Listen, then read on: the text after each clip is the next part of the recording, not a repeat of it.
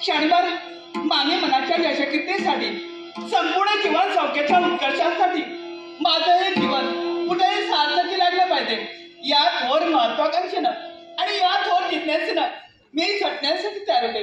याचं कारण काय असेल? आम्हा स्त्रियांच्या जीवनात पती हेच परमेश्वर आहे.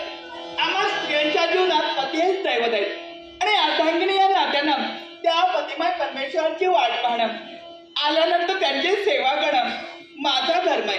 आणि म्हणून तर आम्हासारख्या स्त्रिया या कर्तव्याच्या उज्ज्वल कठोरपारीवरती उभे राहत आहेत आणि उज्ज्वलाच्या त्यांचं कठोर कर्तव्य वेळोवेळी क्षणोक्षणी पदोपदी आपल्या जीवनात बजावत आहेत.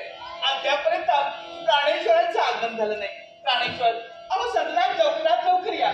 हृदयाची पंचारती करते, दोन्ही नयनांची दीपज्योती करते. फक्त माझा जीव उदास झाला असेल कुणासाठी, फक्त तुमच्या स्वागतासाठी, तुमच्या स्वागतासाठी.